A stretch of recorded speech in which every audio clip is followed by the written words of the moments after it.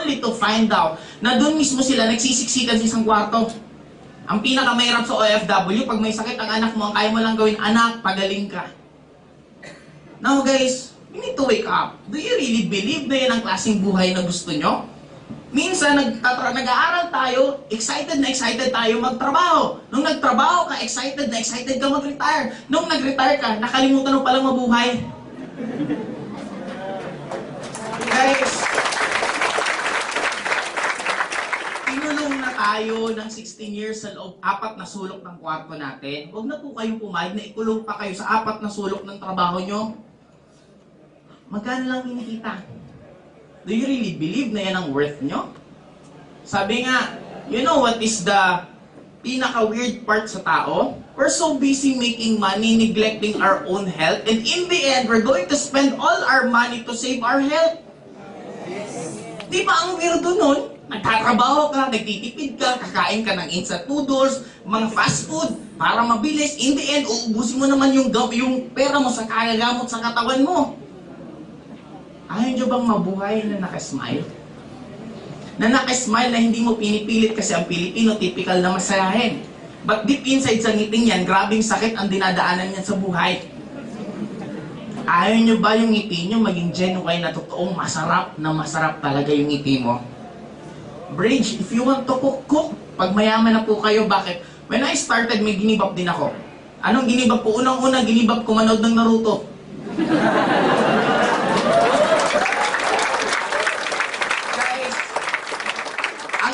Importante magkakaiba sa tao, right? Kaya pwedeng tawag, parang cartoons, hindi. Love ko yung anime eh. Parang bata, agawan mo ng candy, iiyak yan. Yung matanda, agawan mo ng candy, pagtatawanan ka. The same yung value, pero magkaiba yung effect sa tao. Now, balik tayo dun sa Naruto. Ito yung pinaka-epic sa akin. Gustong-gusto ko manood. Tuwing dumadaan ako sa bahay namin at may nanonood ng TV, may pinapatalasas yung Naruto, hindi ko magawa panoorin. Bakit? Kailangan ko mag-OPP. Kailangan ko mag-present. Yung mga gimmick, kinakansyaw naman ng mga kaibigan ko kasi hindi na daw ako gumigimik. Sabi ko, sige, unahin ko muna to. Ito ang pinakamaganda. Yung mga kaibigan ko, bumalik pa rin gimmick na gimmick. Ako, inuna ko to. Marami akong mga nasacrifice. Birthday ko, nasa Lucena ako, nag-OPP ako. May sila, kumpleto. Ako, nag-iisa kasi nag-OPP ako. But ito ang pinakamaganda. Nung kumita ko ng malaki, 2008, ang unang-una kong ginawa, bumili ako ng computer. Bumili ako ng computer sa bahay, nagpakabit ako ng internet, hinanap ko yung Naruto na website, sinimulan ko, first episode, hanggang ngayon, updated na po ako.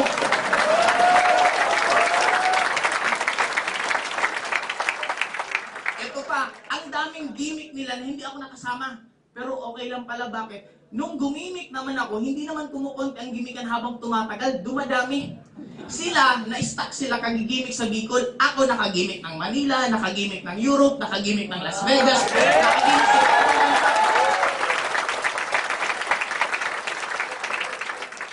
Now, kung magkukwentuhan kami ng buhay, mas grabe yung kwento ko na ngayon. Bakit? Nung tinitingnan ko yung mga picture ko sa Facebook, inilabutan ako sa sobrang dami ng nangyari sa akin. Now, ito yung point ko. Magkakaiba tayo ng gusto sa buhay. Pero isa lang sure ko, the moment ito, magiging list priority nyo, yan ang pinakamasaya nyong buhay. Anong list priority? Hindi mo iniisip to. Nagbabayad ako ng bills ko 1 year advance. Bakit? Tamad pa pumila. Totoo naman, di ba? Bakit? Perfect example ko, may event ang in. Kailan ba yun? No, March 2. Nananahimik na kapart yung sasakyan ko dun sa harapan ng kuneta, sinagi ng motor. O di pagpunta ko, may gas-gas yung Porsche. Nakita ko yung nakatama, nanginginig na sa takot kasi pinag-ikutan na. Di sabi ko na, sige umalis ka na, manonood pa ako sa loob. Bumalik sabi sa akin, ba't hindi ka malang na-stress na nasagi yung Porsche mo? Eh sabi ko, yun ang ibig sabihin, may Porsche ako eh.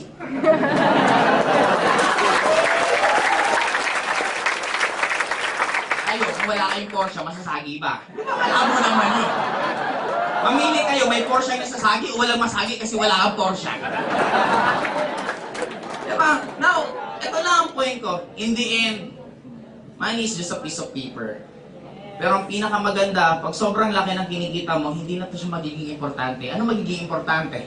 Health mo, happiness mo, time mo sa loved ones mo. You could decide kung kailan mo sila gusto kasama, kung gusto mo araw-araw, ikaw tagahatid, tagasundo, pag PTA meeting, hindi mo na kailangan bulahin ng anak mo na anak, pasensya na may trabaho, pwede mo nang puntahan.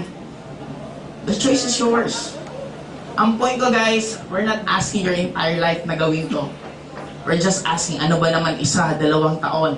After, pag kumikita ka na ng malaki din, go on kung ano talaga love mo sa buhay mo. Kasi isa lang sure ko, bakit hindi tayo nagiging successful? Kasi hindi naman yan ang gusto mong gawin. Sa mga nag-work, if I'm going to give you 10 million right now, magpapasok ka pa ba bukas sa trabaho mo? Yeah. If the answer is no, ibig sabihin hindi ka masaya sa ginagawa mo.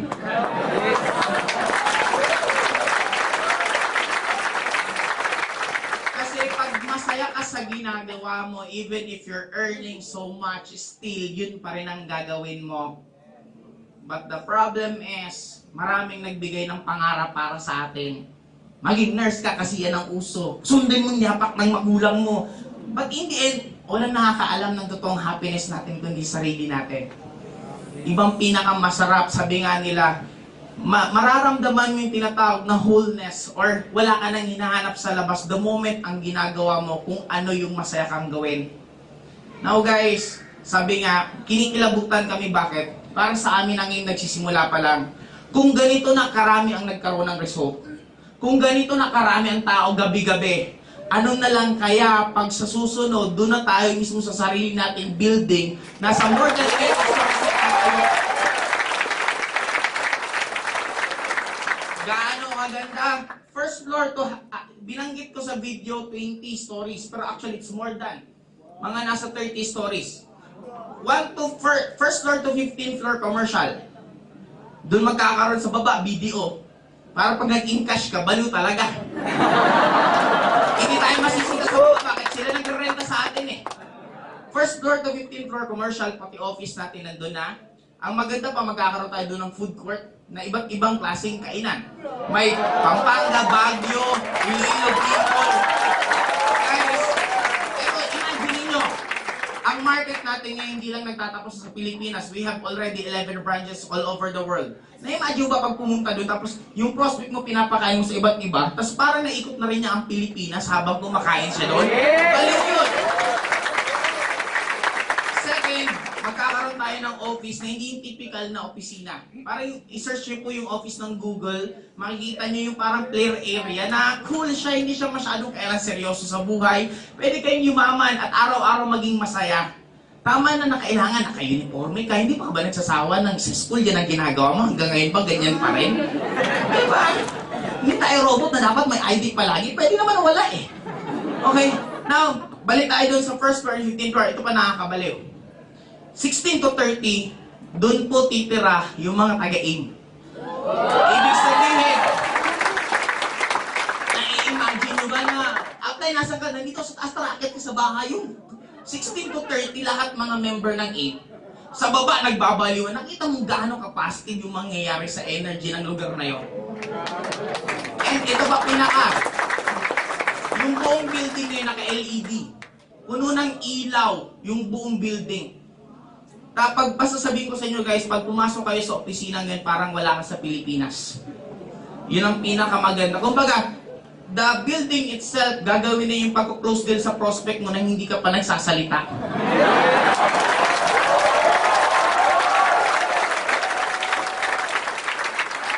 Sa mga hindi pa po member, I'm challenging you. We've made it ganito kahaba, ganito kalayo, nang ang dami pang nagtatawa at hindi naniniwala sa amin noon. Ultimo kami, nagugutom. Ultimo kami, ganito, nagpapapower, pero tirek na yung mata namin kasi maghapon na kami hindi kumakain. Kung nagawa namin before na maging successful dahil sa talagang desidido lang kami, what more pag naitayo na yon? Guys, pagdududahan nyo kami kung illegal or hindi, ikatabi namin SEC. Ang labo naman siguro katabi mo SEC tapos illegal yung kumpanya mo, di ba? Parang kumbaga, we have nothing to prove. Ang tanong na lang dito, kailan mo gusto na pagdating ng oras, Ikaw naman ang nakatayo at kwento mo naman ang kinukwento. Gaano kasarap. Guys, last question. If your life will be a movie, papanoorin nyo ba kung magiging last day nyo ngayon? Na-imagine nyo gaano ka-boring buhay nyo. Nag-school, nagtrabaho, umaga pa ulit-ulit. Now, if the answer is no, tonight is the night. Baguhin mo na yung script ng buhay mo. Baguhin mo yung routine ng buhay mo. Make it so exciting na ultimo ikaw at ultimo lahat ng kaibigan mo papanoorin yung kwento ng buhay mo kasi sobrang ganda. Again, this is Josephine. Good morning, friends.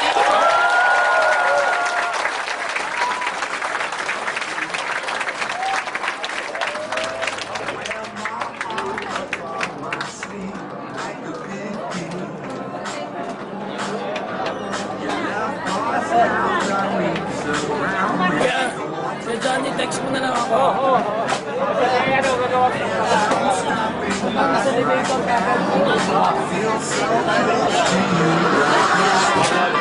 Wala